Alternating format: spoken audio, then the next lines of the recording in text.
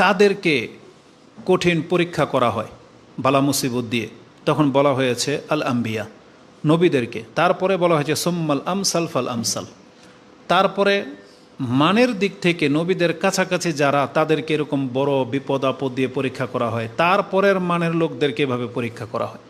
তারপর রাসূলুল্লাহ সাল্লাল্লাহু আলাইহি সাল্লাম বলেছেন, দিনের ব্যাপারে যারা দিনটাকে শক্ত করে কঠিনভাবে আঁকড়ে ধরতে চাইবে, তাদের জন্য এই সমাজ ব্যবস্থা, চালচলন, লেনদেন সব কিছু খুব কঠিন মনে হবে। আর যারা দিনটাকে সহজভাবে নেবে, রিক্কা মানে হালকাভাবে নেবে, আল্লাহ তার জন্য মানে তার সব কিছুকেই তার অনুকূলে মানে সহজ মনে হবে, ওইভাবে করে দেবে।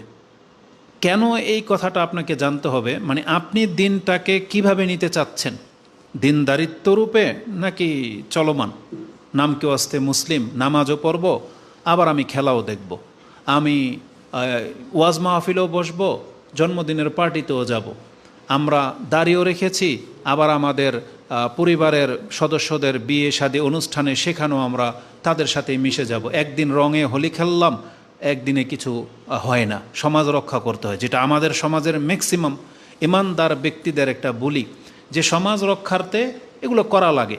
তাহলে এই ব্যক্তি তারা দিনকে সহজভাবে নিয়েছে, সহজভাবে নিয়েছে। সে যদি কঠোরভাবে নেয় যে না, সে যদি জানে যে সবার সাথে আমি মিশে যেতে পারবো না, তাহলে সেই ব্যক্তি বুঝবে যে দিন কত কঠিন। সে বুঝবে যে হকের উপরে টিকে থাকা কতটা কঠিন, যে যেখানে ম্যাক্সিমাম লোক চলতেছে এই দিকে আর আমরা হচ্ছে স্রোতের বিপরীত। এই ব্যক্তি বুঝবে যে দিন পালন করার মধ্যে একটু কঠিনতা আছে। আর আমরা সবার সাথে যেতে মিশে যাই, এজন্য আমাদের জন্য সব কিছুই স্বাভাবিক মনে হয়। এজন্য আমি আর আপনি ইহুদি নাসারাদের জার্সি পরলেই কি আর না পরলেই কি, এটা আপনি ধর্মর মতো করে নেন কেন, এমনটা আপনাকে বলবে। কিন্তু মূলত হচ্ছে দিন দিনের মতো করে আপনাকে যদি পালন করতে শিখেন, তখন বুঝতে পারবেন যে আসলে মূলত আমরা কতটা বেদিনের পথে আছি। যেমন আজকের খুতবার মূল বিষয় এটাই ছিল। কোরআনে আল্লাহ সুবহানাহু ওয়া তাআলা আমাদেরকে তার দিকে ডেকেছেন। আল্লাহ বলেছেন ফাফিরু ইলাল্লাহ ইন্নী লাকুম মিনহু নাযীরুম মুবিন। এটা রাসূলুল্লাহ সাল্লাল্লাহু আলাইহি সাল্লামের ভাষায় ব্যক্ত করা হয়েছে, কিন্তু প্রথম টুকরাটা হচ্ছে আমাদের মূল, যেটা সূরা জারিয়াতে আল্লাহ বলেছেন ফাফিরু ইলাল্লাহ, তোমরা আল্লাহর দিকে ফিরো। ফিরতে বলা হয়েছে। ওই একই আয়াত ভিন্ন ভাষায় আপনি সূরা জুমারের মধ্যে পেয়ে যাবেন, যেখানে আল্লাহ সুবহানাহু ওয়া তাআলা বলেছেন ওয়া আনিবু ইলা রাব্বিকুম ওয়া আসলিমু লাহ, তোমরা আল্লাহর দিকে অভিমুখী হও, আল্লাহমুখী হও এবং তার কাছে আত্মসমর্পণকারী রূপে আসো, ওয়া আসলিমু লাহু। এটা হচ্ছে আল্লাহর পক্ষ থেকে ডাক। এখন আমাদেরকে এই ডাকে সাড়া দিতে হবে। বর্তমানে তাহলে আমরা কি আল্লাহমুখী না? এটা হচ্ছে আমাদের আজকে প্রশ্ন। এটা বুঝতে হলে আপনাকে আজকের পুরো বিষয়টা বুঝতে হবে।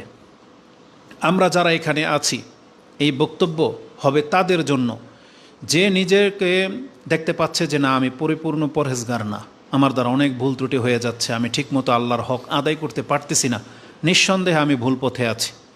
এই ধরনের ব্যক্তি যারা নিজের অপরাধটা দেখতে পায়, বা মাঝে মাঝে মিথ্যা বলে দেন, বা একটা অপকাজ হয়ে যায়, বা একটা অন্যায় হয়ে গেলে একটা গিলটি ফিল হয় যে না, আমি অনেক বড় একটা পাপ করে ফেলেছি আজকে ফজর নামাজ যারা পড়েন নাই, তাদের কাছে যে অনুশোচনা জাগে যে আজকে আমার দ্বারা বড় একটা পাপ হয়ে গেছে, যে আমি কেন নামাজটা সঠিক সময় পড়তে পারলাম না, এই অনুশোচনা যাদের আছে, আজকের বক্তব্যটা তাদের জন্য।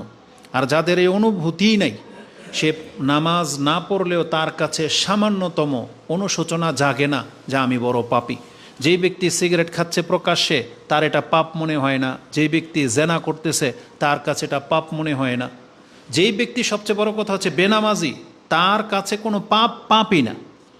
কিছু কিছু পাপ হয়তো তার কাছে পাপ মনে হয়, যেটার অভ্যস্ত সে না। যেমন সে সিগারেট খায় না, পছন্দ করে না, অন্যের সিগারেট খাওয়াটা তার কাছে অনেক বড় পাপ মনে হবে, কিন্তু সে যে বেনামাজি, এটাকে সে পাপ মনে করে না।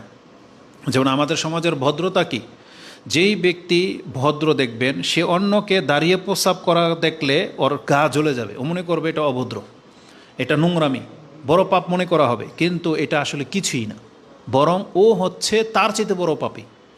কারণ সে প্যান্ট পরেছে, টাকনার নিচে প্যান্ট, সে তার দাড়ি ক্লিন শেপ, সে নামাজ পড়ে না, সে নিজেকে ভদ্র মনে করতেছে।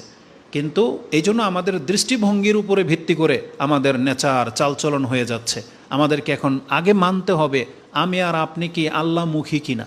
যতটুকু দিন ধর্ম আমরা পালন করতেছি এটা দিয়ে কি নাজাত পাওয়া যাবে কিনা?